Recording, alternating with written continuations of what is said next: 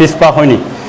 জুলাইয়ের ঐতিহাসিক ছাত্র জনতার আন্দোলনে স্বৈরাচার সরকারের পেটুয়া বাহিনী অস্ত্রের সামনে বুক চিতিয়ে দিয়ে দেশকে স্বৈরাচার মুক্ত করেছি।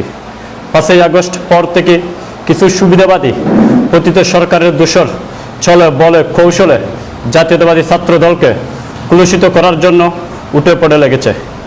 5ই আগস্ট বৈষম্যবিরোধী ছাত্র আন্দোলন 4ই আগস্টের লোহাগাড়া মোটর স্টেশনের ছাত্রলীগের মিছিলের সামনে নেতৃত্ব দিয়ে বিতর্কিত কমিটি আসা ছাত্রলীগের নামধারী নেতা রায়হানুদ্দিন মুন্না ঘোষিত কমিটিতে সাংগঠনিক সম্পাদক, সাম্প্রতিক আহ্বায়ক এবং সদস্য সচিব চট্টগ্রাম দক্ষিণ জেলা ছাত্রদলের স্বাক্ষরিত বারাউলিয়া বিশ্ববিদ্যালয় কলেজ ছাত্রদলের একটি কমিটি অনুমোদন দেওয়া হয়, যেখানে সাবেক ছাত্রলীগ নেতা মিনহাজকে সভাপতি এবং ছাত্রলীগ নেতা রায়হানুদ্দিন মুন্নাকে সাংগঠনিক সম্পাদক করে একটি কমিটি অনুমোদন দেওয়া হয়।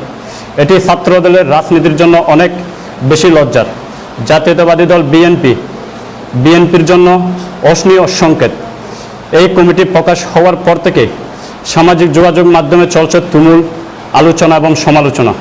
ইতিমধ্যে তারা স্বৈরাচার সরকারের সন্ত্রাসী সংগঠন ছাত্রলীগের বিভিন্ন প্রোগ্রামে সক্রিয় অংশগ্রহণ সহ তৎকালীন অনেক নেতার সাথে ছবি, এমনকি ছাত্রলীগের ফরম পূরণ করেছে এমন ছবিও নেট দুনিয়ায় বাজছে। এসব নিয়ে নেতাকর্মীদের মাঝে দেখা দিচ্ছে মিশ্র প্রতিক্রিয়া। ইতিমধ্যে